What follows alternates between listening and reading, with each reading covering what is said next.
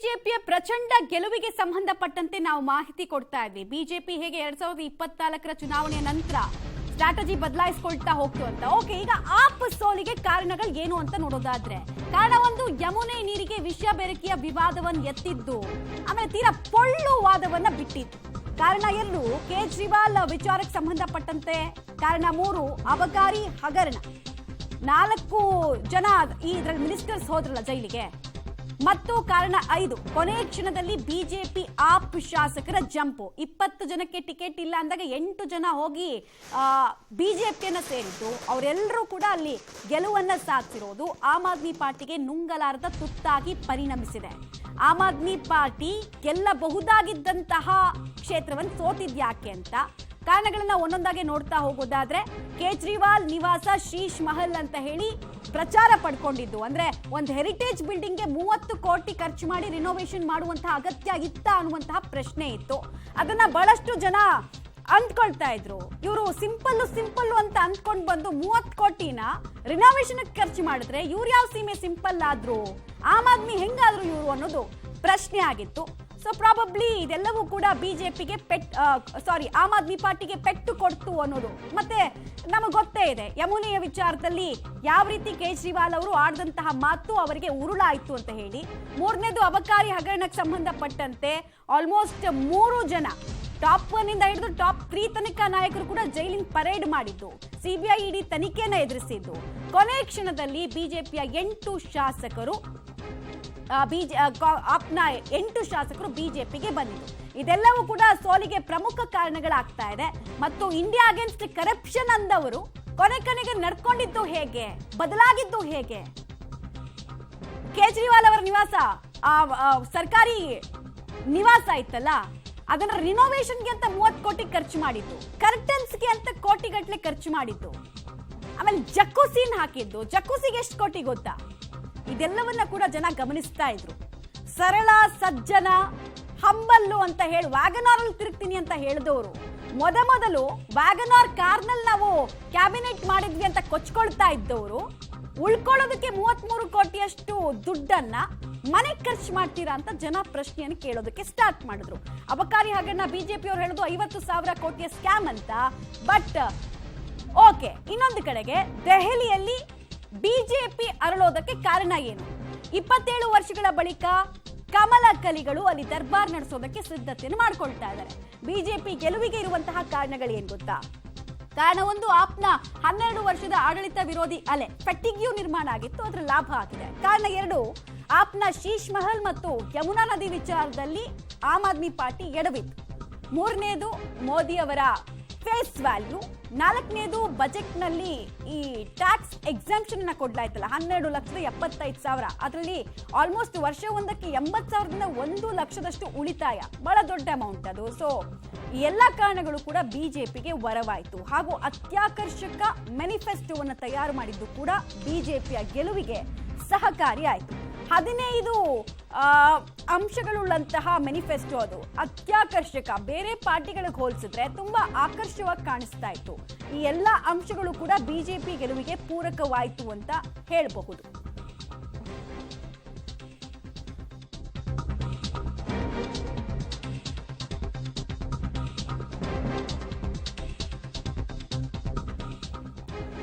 Budget ನಲ್ಲಿ ಮಧ್ಯಮ ವರ್ಗಕ್ಕೆ ಟ್ಯಾಕ್ಸ್ ರಿಲ್ಯಾಕ್ಸೇಷನ್ ಅನ್ನ ಕೊಟ್ಟಂತಹ ವಿಚಾರ ಡಬಲ್ ಇಂಜಿನ್ ಸರ್ಕಾರದ ಭರವಸೆ.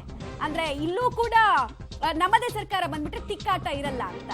ಮತ್ತು ಆಪ್ ಮತ್ತು ಲೆಫ್ಟಿನೆಂಟ್ ಗವರ್ನರ್ ತಿಕ್ಕಾಟದಲ್ಲಿ ಅಭಿವೃದ್ಧಿ ಅನ್ನೋದು ಕುಂಠಿತ ಆಗಿ ಹೋಗಿತ್ತು. ಮೂಲಭೂತ ಸೌಕರ್ಯಗಳ ಬಗ್ಗೆ ಒದ್ದಾಡೋಗೋದ್ರು ಜನ. ಒಂದ್ ಎಕ್ಸಾಂಪಲ್ ನಿಮಗೆ ಅಂತ ಹೇಳಿದ್ರೆ, ಈ ಟ್ಯಾಂಕರ್ ಮಾಫಿಯಾ ವಿಪರೀತವಾಗಿ ಹೋಗಿತ್ತು. ಒಂದ್ಸಲ ಟ್ಯಾಂಕರ್ ನೀರು ಹೊಡಿಸ್ಬೇಕಂದ್ರೆ 2,000 ರೂಪಾಯಿ ಕೊಡ್ಬೇಕಿತ್ತು. ಹೆಂಗ್ ಕೊಡೋದಕ್ಕಾಗತ್ತೆ ನಾವು ಅಂತ ಪ್ರಶ್ನೆಯನ್ನು ಕೇಳಿದ್ರು ಜನ.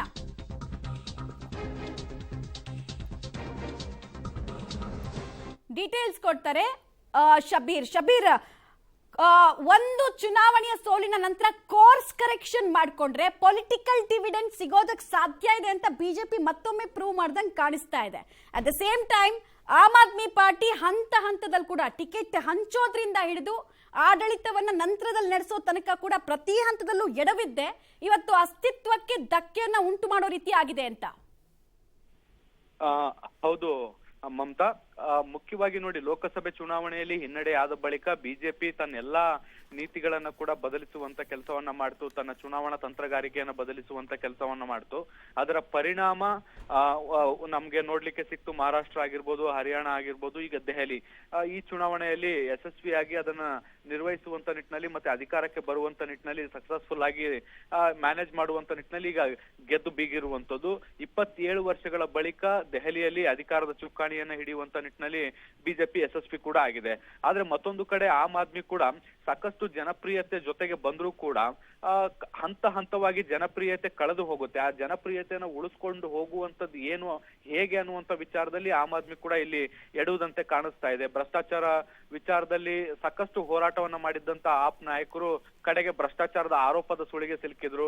ಇದ್ರ ಜೊತೆಗೆ ದೆಹಲಿಯನ್ನ ಲಂಡನ್ ಮಾಡ್ತೀನಿ, ಪ್ಯಾರಿಸ್ ಮಾಡ್ತೀನಿ, ವಿದೇಶದ ಗುಣಮಟ್ಟದ ತಂತ್ರಜ್ಞಾನಗಳನ್ನ ದೆಹಲಿಗೆ ತರ್ತೀನಿ ಅನ್ನುವಂತ ನಿಟ್ಟಿನಲ್ಲಿ ಸಾಕಷ್ಟು ಭರವಸೆಗಳನ್ನ ಕೊಟ್ಟಿದ್ರು. ಅವು ಯಾವನ್ನು ಕೂಡ ಅನುಷ್ಠಾನಕ್ಕೆ ತರುವಂತ ಕೆಲಸವನ್ನ ಮಾಡ್ಲಿಲ್ಲ. ಕನಿಷ್ಠ ಪಕ್ಷ ಮಾಲಿನ್ಯವನ್ನ ನಿಯಂತ್ರಿಸುವಂತ ಕೆಲಸದಲ್ಲೂ ಕೂಡ ವಿಫಲ ಆದ್ರು. ಯಮುನಾ ನದಿ ವಿಚಾರದಲ್ಲೂ ಕೂಡ ಸಾಕಷ್ಟು ಟೀಕೆಗಳು ಕೇಳಿ ಬಂದ್ವು. ಈ ಎಲ್ಲಾ ಅಂಶಗಳು ಕೂಡ ಈಗ ಬಿಜೆಪಿಯ ಸೋಲಿಗೆ ಕಾರಣ ಅಂತ ಹೇಳಲಾಗ್ತಾ ಇರುವಂತದ್ದು. ಇದ್ರ ಜೊತೆಗೆ ಆ ಕಾರ್ಯಕರ್ತರು ಕೂಡ ಒಂದಿಷ್ಟು ಬೇಸರಗೊಂಡಿದ್ರು ಅನ್ನುವಂಥದ್ದು. ಅಂದ್ರೆ ಆಮ್ ಆದ್ಮಿ ಬಂದ ಉದ್ದೇಶ ಏನು, ಮತ್ತೆ ಅದು ರಾಜಕೀಯ ತಿರುವು ಹೇಗ್ ಪಡ್ಕೊಂಡಿತ್ತು, ಅದರ ಉದ್ದೇಶಗಳು ಹೇಗ್ ಬದಲಾಗಿವೆ ಅನ್ನುವಂತ ವಿಚಾರಕ್ಕೆ ಸಂಬಂಧಪಟ್ಟಂತೂ ಕೂಡ ಕಾರ್ಯಕರ್ತರಲ್ಲೂ ಕೂಡ ಅದೊಂದು ಬೇಸರ ಇತ್ತು. ಹಾಗಾಗಿ ಕಾರ್ಯಕರ್ತರು ಈ ಬಾರಿಯ ಚುನಾವಣೆಯಲ್ಲಿ ಸಕ್ರಿಯವಾಗಿ ತೊಡಕೊಂಡಿಲ್ಲ ಅನ್ನುವಂತ ನಿಟ್ಟಿನಲ್ಲೂ ಕೂಡ ಒಂದಿಷ್ಟು ಮಾತುಗಳು ಕೇಳಿ ಬರ್ತಾ ಇರುವಂತದ್ದು. ಇನ್ನು ಬಿಜೆಪಿ ಈ ಎಲ್ಲಾ ಅಂಶಗಳನ್ನ ತನ್ನ ಪ್ರತಿಯೊಂದು ಹೆಜ್ಜೆಗೂ ಕೂಡ ಮೆಟ್ಟಿಲುಗಳನ್ನಾಗಿಸ್ಕೊಂಡು ಇವತ್ತು ಜಯದ ಪತಾಕೆಯನ್ನು ಹಿಡಿದಿರುವಂತದ್ದು. ಮಮತಾ, ಶಬೀರ್, ಇದ್ರ ಜೊತೆಗೆ ಬಹಳ ಇಂಪಾರ್ಟೆಂಟ್ ಆಗಿ ಮೂಡುವಂತಹ ಪ್ರಶ್ನೆ ಅಂತ ಹೇಳಿದ್ರೆ ಅಸ್ತಿತ್ವದ ಪ್ರಶ್ನೆ. ಈಗ ಈ ಕೇಂದ್ರಾಡಳಿತ ಪ್ರದೇಶವನ್ನ ಕಳ್ಕೊಂಡ ನಂತರ ಆಮ್ ಆದ್ಮಿ ಪಾರ್ಟಿ ಉಳಿಯೋದು ಒಂದೇ ಒಂದು ಪಂಜಾಬ್. ಸೊ ಪಂಜಾಬ್ನಲ್ಲಿ ಇನ್ನೇನ್ ಮಾಡ್ತಾರೆ, ಆ ಯೂನಿಟ್ ನಲ್ಲಿ ಈಗಾಗಲೇ ಬಹಳಷ್ಟು ಅಸಮಾಧಾನಗಳಿದೆ. ಯಾಕಂದ್ರೆ 1,000 ರೂಪಾಯಿನ ಮಹಿಳೆಯರಿಗೆ ಪ್ರಾಮಿಸ್ ಮಾಡಿದ್ರು, ಅದು ಕೊಟ್ಟಿಲ್ಲ ಅನ್ನುವಂತಹ ವಿಚಾರ. ಸೊ ಇದೆಲ್ಲ ಯಾವ ಹಂತಕ್ಕೆ ತೆಗೆದುಕೊಂಡು ಹೋಗುತ್ತೆ ಪಾರ್ಟಿಯನ್ನ? ಈ 10 ವರ್ಷಗಳಲ್ಲಿ ಇದ್ದಂತಹ ಆಮ್ ಆದ್ಮಿ ಇನ್ನೂ ಮುಂದಿನ 2029ರ ಲೋಕಸಭೆ ಚುನಾವಣೆ ಅಷ್ಟೊತ್ತಿಗೆ ಮೂಲ ಸ್ವರೂಪವನ್ನ ಕಡಿದುಕೊಳ್ಳುತ್ತಾ, ಸೇಮ್ ಸ್ವರೂಪದಲ್ಲಿ ಇರುತ್ತಾ ಅನ್ನುವಂತಹ ಪ್ರಶ್ನೆ ಕೂಡ ಈಗ ಮುನ್ನೆಲೆಗೆ ಬರ್ತಿದೆ ಅಂತ. ಮಮತಾ, ನೀವು ಹೇಳಿದ್ ಕರೆಕ್ಟು. ನೋಡಿ, ಆಮ್ ಆದ್ಮಿ ಫಾರ್ಮೇಶನ್ ಆದ್ಮೇಲೆ, ಆ ಪಕ್ಷ ಅಸ್ತಿತ್ವಕ್ಕೆ ಬಂದ ಬಳಿಕ ಅಧಿಕಾರ ನಿರಂತರವಾಗಿ ಸಿಗ್ತಾ ಹೋಯ್ತು. 12 ವರ್ಷಗಳ ಕಾಲ ನಿರಂತರವಾಗಿ ಆಡಳಿತ ಪಕ್ಷವಾಗಿಯೇ ಕೆಲಸ ಮಾಡುವಂತ ಅವಕಾಶ ಅದಕ್ಕೆ ಸಿಕ್ಕಿತ್ತು. ಅದಾದ ಬಳಿಕ ಹೆಚ್ಚುವರಿಯಾಗಿ ಪಂಜಾಬ್ನ ಜವಾಬ್ದಾರಿ ಕೂಡ ಸಿಕ್ಕಿತ್ತು. ಅಲ್ಲೂ ಕೂಡ ಸರ್ಕಾರನ ರಚನೆ ಮಾಡಿದೆ. ಸಾಕಷ್ಟು ವಿವಾದಗಳು, ಟೀಕೆಗಳ ನಡುವೆ ಸರ್ಕಾರ ನಡೆದುಕೊಂಡು ಹೋಗ್ತಾ ಇದೆ. ಆದ್ರೆ ಈಗ ಅಸಲಿಗೆ ಆಮ್ ಆದ್ಮಿ ಪಕ್ಷಕ್ಕೆ ಒಂದು ಟೆಸ್ಟಿಂಗ್ ಪೀರಿಯಡ್ ಅಂತಾನೆ ಹೇಳ್ಬೋದು. ಯಾಕೆ ಅಂದ್ರೆ ಮೊದಲ ಬಾರಿಗೆ ಒಂದು ವಿರೋಧ ಪಕ್ಷವಾಗಿ ಕೆಲಸ ಮಾಡುವಂತಹ ಅವಕಾಶ ಈಗ ಅದಕ್ಕೆ ಸಿಕ್ಕಿರುವಂತದ್ದು. ಹೀಗಾಗಿ ಈ ಹಂತದಲ್ಲಿ ಅದನ್ನ ಹೇಗೆ ಬಳಸ್ಕೊಳ್ಳುತ್ತೆ ಅನ್ನುವಂಥದ್ದನ್ನ ಕೂಡ ನಾವು ಕಾದ್ ನೋಡ್ಬೇಕು. ಯಾಕಂದ್ರೆ ನಿರಂತರವಾಗಿ ಆಪ್ನ ವಿರುದ್ಧ ಬಿಜೆಪಿ ಆ ಒಂದು ಹೋರಾಟವನ್ನ ಮಾಡೋ ಮೂಲಕ ಅಧಿಕಾರದ ಗದ್ದುಗೆಯನ್ನ ಏರಿರುವಂತದ್ದು. ಪ್ರತಿ ಹಂತದಲ್ಲೂ ಕೂಡ ಆಪ್ನ ಕಟ್ಟಿ ಹಾಕುವಂತ ಕೆಲಸವನ್ನ ನಿರಂತರವಾಗಿ ಮಾಡ್ಕೊಂಡು ಬಂದಿತ್ತು. ಈಗ ಆಪ್ ಒಂದು ವಿರೋಧ ಪಕ್ಷವಾಗಿ ಹೇಗೆ ಕೆಲಸ ಮಾಡುತ್ತೆ ಅನ್ನುವಂಥದ್ದು.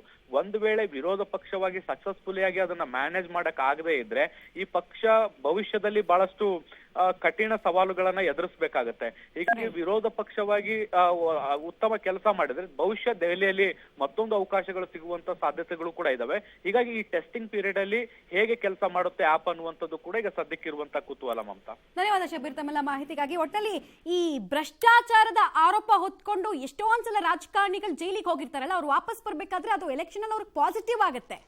But that theory does not hold good with Delhi Aam Aadmi party ಅನ್ನೋದು ಇವತ್ತು ಮತ್ತೊಂದ್ಸಲ ಪ್ರೂವ್ ಆಗ್ತಾ ಇದೆ. ತುಂಬಾ ಸಲ ನಾವು ಅಂದ್ಕೊಂಡಿದ್ವಿ ಯಾರು ಜೈಲಿಗೆ ಹೋಗ್ತಾರೆ ಅವ್ರು ಆಚೆ ಬಂದ್ಮೇಲೆ ಪ್ರಚಂಡ ಗೆಲುವು ಸಿಗುತ್ತೆ ಬಿಡು ಅಂತ. ಬಟ್ ಆ ಥಿಯರಿ ಸುಳ್ಳಾಗಿದೆ ಆಮ್ ಆದ್ಮಿ ಪಾರ್ಟಿ ವಿಚಾರ.